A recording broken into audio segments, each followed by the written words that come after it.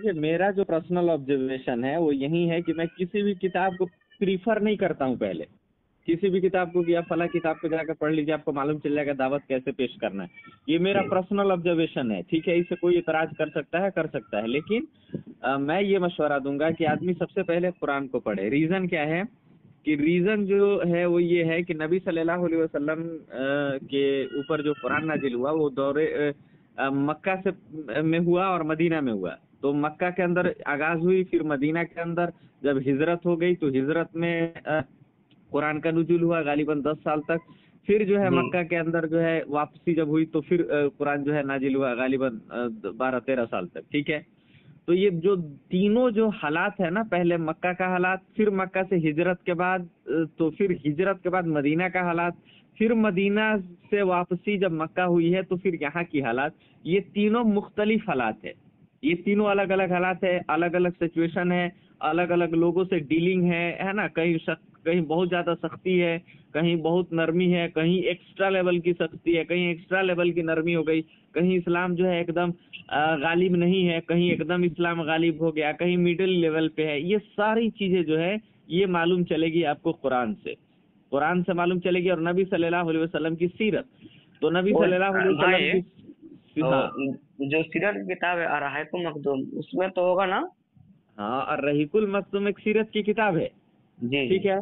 लेकिन वो सीरत की किताब जो है वो समझिए कि एक शाख है कुरान की। मतलब कि वो उसमें की जो जो बहुत अहम तरीन जो बातें हैं नबी सल्लल्लाहु अलैहि वसल्लम की सीरत की, वो है कुरान में ही। जैसे अच्छा, कि कुरान आयशा में। रजी अल्लाह ताला अन्हा से जब पूछा गया कि जो एक शख्स आके सवाल किया कि नबी सल्लल्लाहु अलैहि वसल्लम की सीरत बयान कर, नबी सल्लल्लाहु अलैहि वसल्लम जो हाँ है क्या हाँ। करते हैं, कैसे करते हैं, तो उन्होंने हम्म, कहा कि क्या तुमने कुरान नहीं पढ़ा। तो जी ये जी तमाम बातें जो है ना मालूम चलेगी आपको कुरान की। तो इस दावत का मिजाज अगर समझना है ना कि कहाँ कब कैसे क्या दावत देनी है, जी तो भाई। इसके लिए सबसे अहम तरीन चीज है कि आदमी बारीक से बारीक लेवल पर जाके कुरान को समझ ले, कुरान और का क्या और मानी है बार बार कुरान। पढ़े। हाँ, बार बार पढ़ ले, सिर्फ पढ़े ही ना बल्कि समझे, हाँ बहुत गौर हाँ। और फिक्र से समझे। देखे, एक होता है कि कुरान के हुक्म को समझ लेना आपको अमल करने के लिए, भाई समझ लिए बात खत्म हो गई।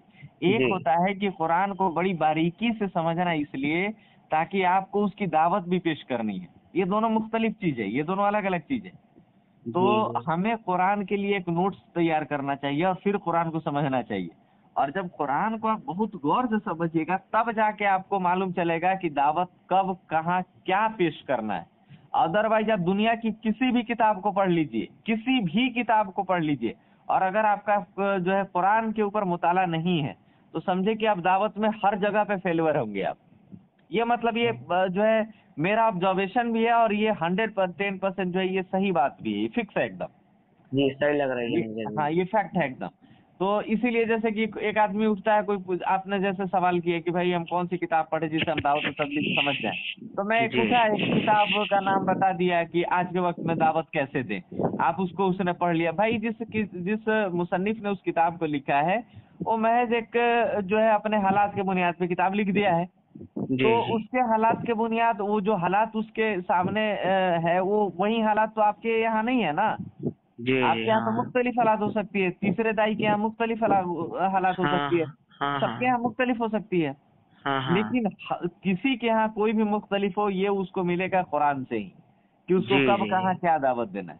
तो जी। इसलिए मेरा पर्सनल है कि भाई कुरान को पढ़े। हाँ, ये आपको लगे कि भाई मुझे थोड़ा वक्त लग जाएगा, हाँ सर, लगे तो लगे, कोई बात नहीं, ओके वक्त लगे ओके। तो लगे, लेकिन पहले कुरान को बहुत बारीकी से समझे, बहुत जी बारीकी से समझे।